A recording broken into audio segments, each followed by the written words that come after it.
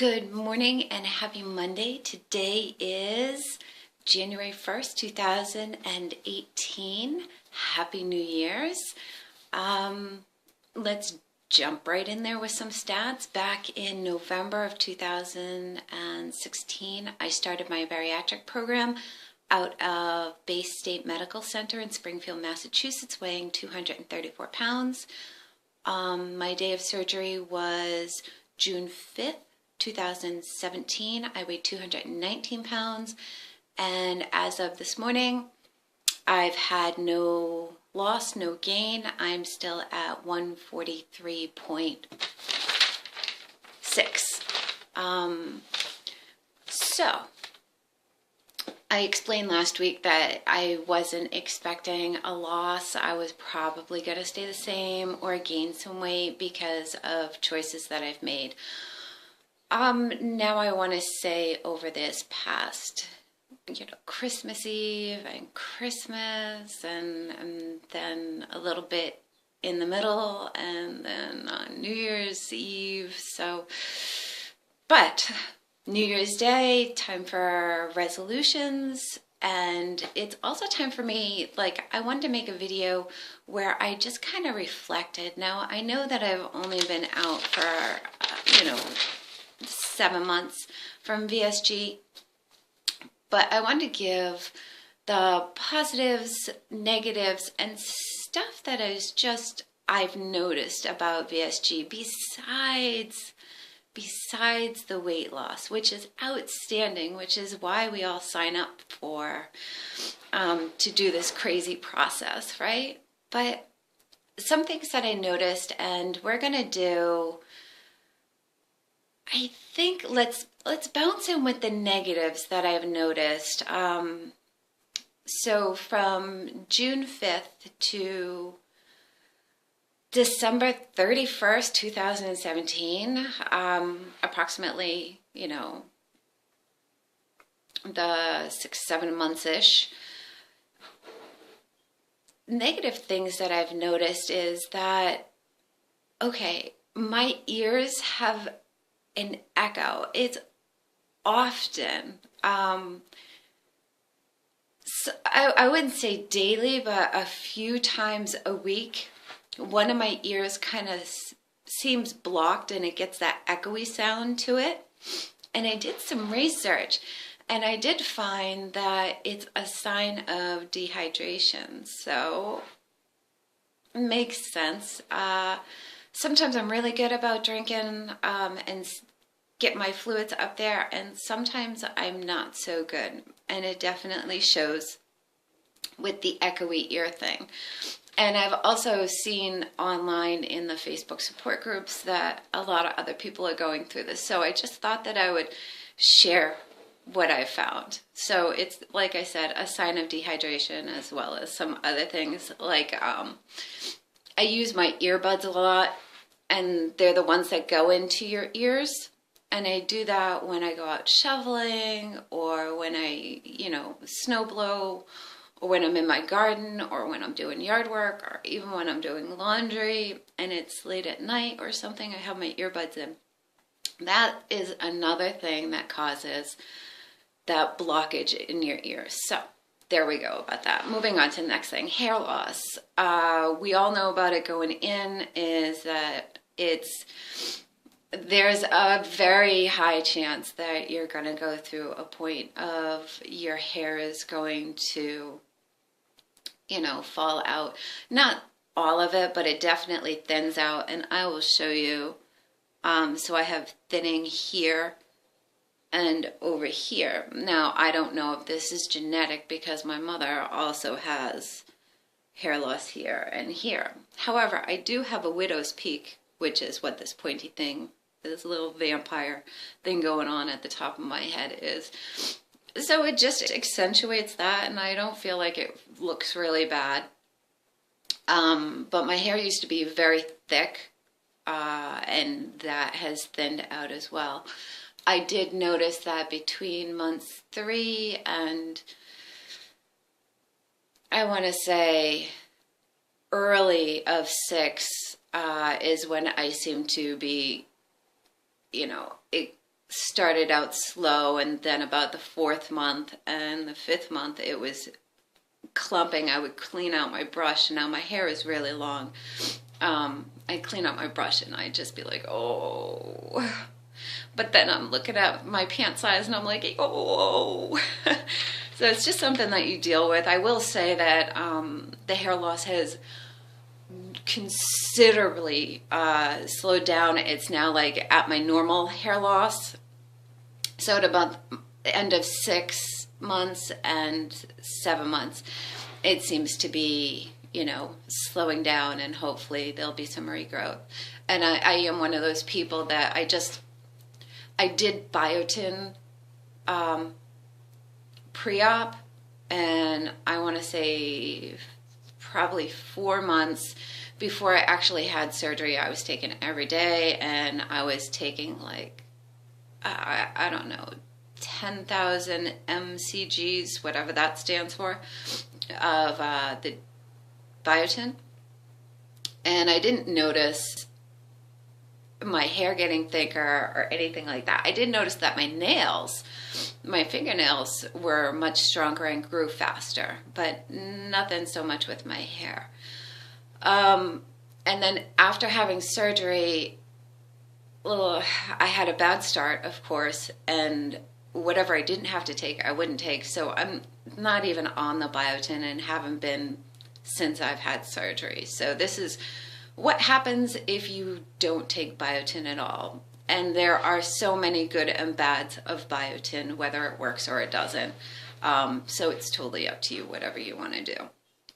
The other thing that I've noticed that is not such a good thing is the dry skin. And I do believe that it's because of, you know, we're not hydrating as much as we used to, well, as much as we were before.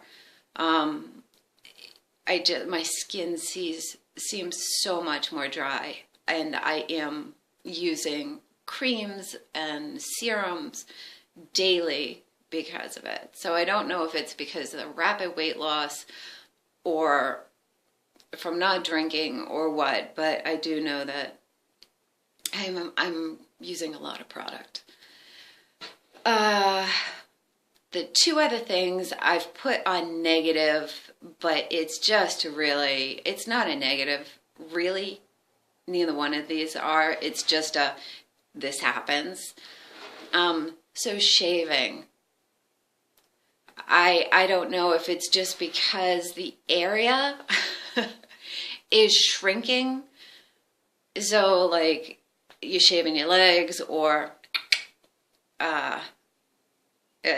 trimming things up down there. Because things were stretched out because of being overweight, and your skin is stretched out, and now you've lost weight and the area is much more condensed, if you will. I feel that I have to shave a lot more frequently. Again, I don't mind it. It's not a good thing. It's not a bad thing. It's just a, hey, really?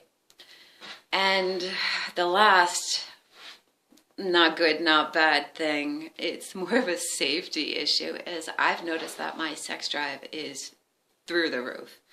The word insatiable comes to mind.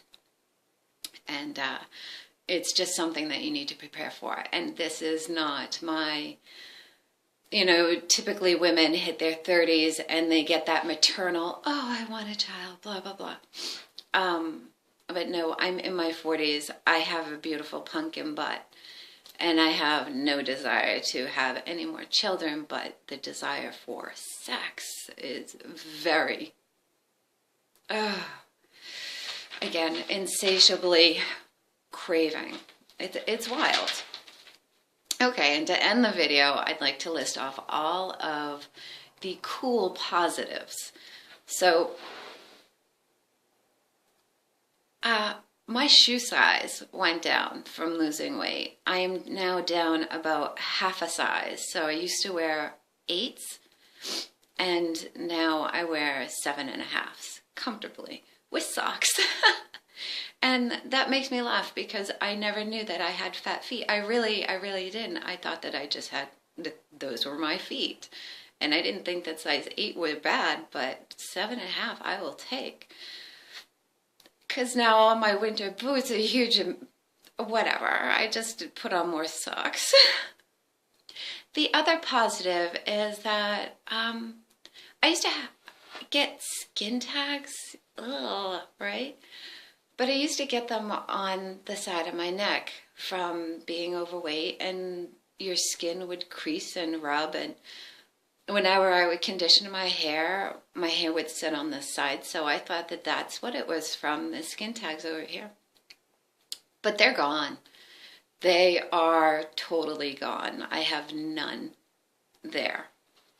Really? What a wonderful side effect. I like that.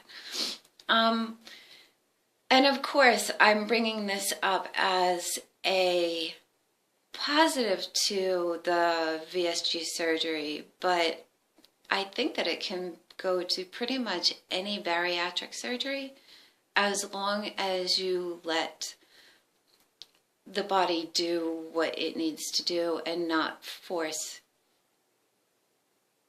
different foods in there. So I'm really sensitive to sugars after having surgery and chemicals, and I like that. I don't take that as a bad sign whatsoever. I think that that's a very positive thing that has happened, because I no longer want those things. And even though my decisions over the holidays weren't the best, I did comment in my last video about noticing how much and how fast the body instantly craved for the sugar. So I wanted to bring that point out now, is to be aware of it, and that you can definitely break that, cycle of craving, that your cravings will get a lot easier if you allow your body to detox from the sugar. It sounds so silly, detoxing from sugar, but it's amazing how much sugar is out there. I mean, even in milk, if you look at, your typical milks, your whole milk, or even your 1% milk, there's a ton of sugar in that. Your cottage cheese, your yogurts, crazy amount of sugar. And don't even get me started on, the processed starches. So your breads, your bagels, your English muffins, your frozen pizzas, all of that. Oh my God, crazy, ridiculous. Where you wouldn't be putting 7 to 8 tablespoons of sugar into your drinks. But anyway, my banter about sugar, it's insane.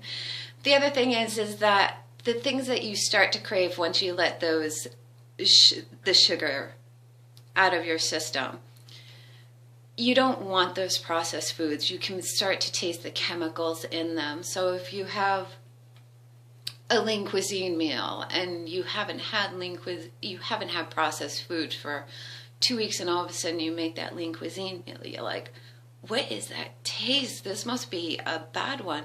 It's the chemicals that they put in there to preserve it. You know what I mean? And here's a huge positive to all of this. Because of my limited amount of sugar, and because I don't have processed food, I can't remember the last time I had a pimple. My skin is totally dry. Now, understand, I have a little bit of eyeliner and I have a little bit of mascara on. Oh, excuse me. I don't have. But overall, what you're seeing here are freckles. I don't know what that is. That's a horrible thing. Excuse me. I do know what it is. I just lied. Sorry about that. I had a pimple on my nose and I went to pinch it, whatever. And for years now, I have broken blood vessels in there. And the only way to make that go away is to actually get laser treatment for it. And it only lasts for like a month. So it's not worth the $600 to me to go get that spot laser. when I can go and get some, you know, Bare Minerals foundation and it will cover it up just fine. But these are freckles and my mole. But pretty much if we take this side of my face, you see 0 zits, and that's a mole up there. No zits on my face whatsoever. Nothing. And that is because of no sugar and no processed food. I strongly believe that. And the last thing that I want to talk about that I noticed that's a positive is I share all the nasties to get to the positive, right? Pre-op and probably about 2 years before that, I had dandruff, and I thought that it was because of where I was living before I moved here. The heat was included in the rent, so my house was a nice tropical 80 degrees year-round. And I thought that the dandruff was just because of it being so hot and, you know, dry heat or whatever. And then I moved here, and the house is kept at much cooler temperatures because I'm paying for it, and it's oil, and whoa, that stuff gets expensive. And so I started buying tea tree oil to try to treat the dandruff, and the tea tree oil worked very nicely, but still I had to keep using it because I had dandruff. And nothing is worse than when you have a dark hair and you have dandruff, right? Since the surgery, and I have no idea why, but I no longer have dandruff. Not at all. Is it because there's no sugar? Is it because there's no processed food? Is it because of the weight loss? Is it because of, I don't know, increased hunger hormones? Who knows? But these are just some fabulous, like I said, some negative things I've noticed, as well as not good, not bad things I've noticed, and ending with a positive list of things that have occurred since having VSG. And I think that they're all wonderful. And there's a ton of, you know, other things that have happened, but so many other people go through it that I don't want to be on there and say, you know what, my towels are horrible now. I'll share this one last one with you. So I remember watching and one of the YouTubes, and someone had made a comment about, oh my God, a normal bath towel fits around them, no longer one of the bath sheets that, you know, when we all were heavier, we all used the bath sheets. And I'm like, oh God, that must be so nice. And I realized that as soon as I could put a bath towel around me, that I don't have, I have 4 bath towels, 4. And they were mostly to decorate my bathroom. You know, you layer your towels, and you know, your bath towel, and then your hand towel, and you fold that up nice, and you put your washcloth in that, and you display it nicely in your bathroom. So my bath towels have been used more for display than actual, because I use a bath sheet. And my little one gets so comfy, she just wraps the whole bath sheet or beach towel around her. So yeah, I now need to go and buy towels, bath towels, because I will be using them instead of bath sheets or beach towels. It's crazy, but that's a wonderful side effect of it. And of course the weight loss is incredible and the movement is incredible. But like I said, I just wanted to make a list of things that I've noticed that you may look forward to. And like I have always said, this surgery, I do wish that I had done it sooner. But I think that I needed to have be in the mind space that I'm in now to truly enjoy it. So, oh my gosh, I'm coming up on 20 minutes. Happy New Year, and thank you for watching, and I will see you next week for my week 31 check-in. Have a great week, everybody.